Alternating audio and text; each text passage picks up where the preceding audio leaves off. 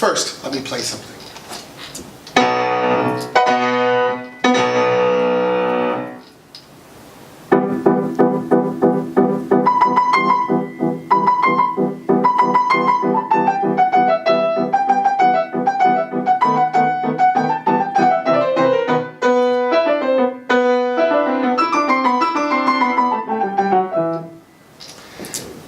Was not originally composed for the Barber of Seville. We associate that tune with the overture to the Barber of Seville, but Rossini recycled that from another opera that he had composed. The Barber of Seville premiered on February 20th, 1816. That's about 207 years to when you're going to be seeing this right now. Now, between 1812 and 1819, Rossini wrote 27 operas. 27 operas in that time period, between 1812 and 1819. How did he do that?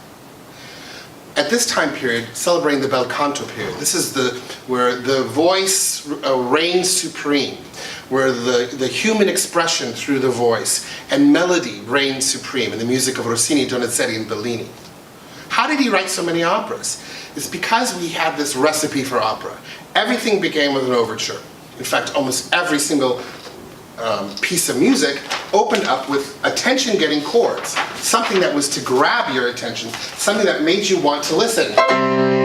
Because you were in the hall drinking and playing cards, so they had to get your attention that there's a big tune coming up. So something always had to get your attention so you'd listen. So that's one little formulaic thing. And then you have an aria. It always starts with an aria introducing you to a character. In this circumstance, we have, in the bel canto tradition, we're introduced to the character of Count Almaviva. Now what makes something bel canto is that the fact that underneath it is something very light and rhythmic, a pulse, and something that outlines the harmony, that then supports the melody. So what you hear in the accompaniment of any tune in the bel canto thing is maybe something like this.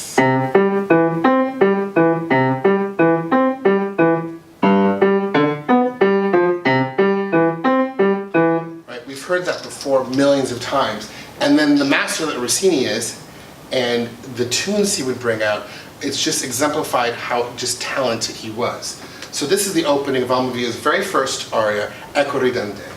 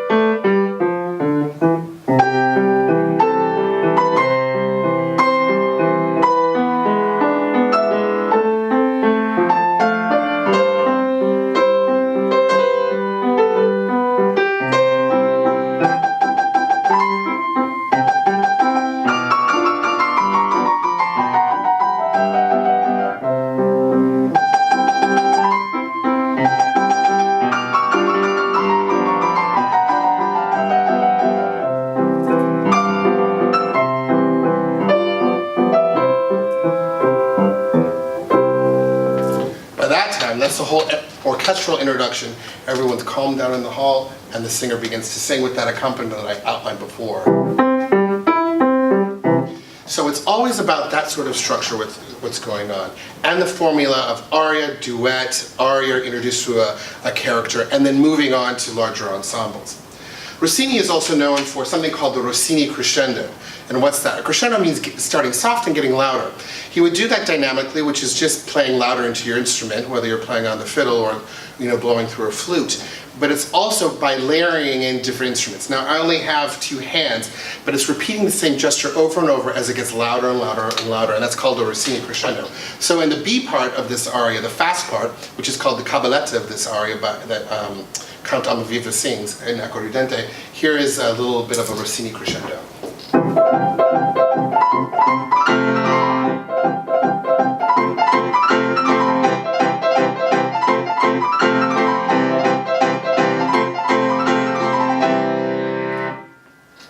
Now everyone knows the story. Everybody knows this story.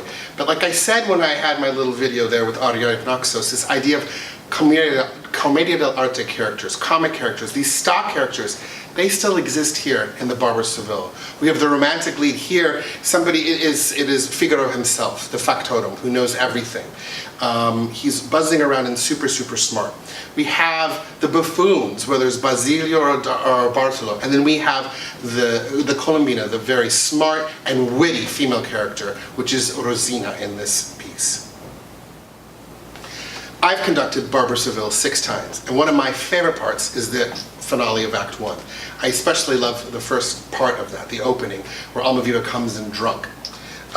It's a wonderful, spirited moment here, and it's very fun to play and also conduct.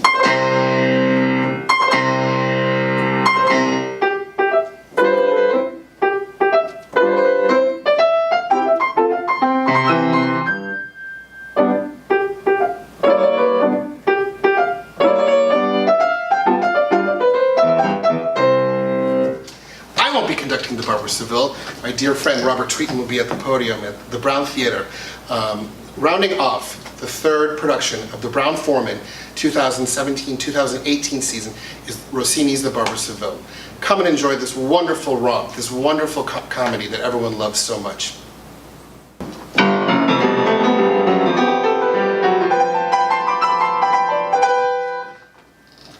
Joseph Mechavich and my friends at Kentucky Opera would like to thank Gis Piano for the use of this beautiful recital hall to do these wonderful videos for you.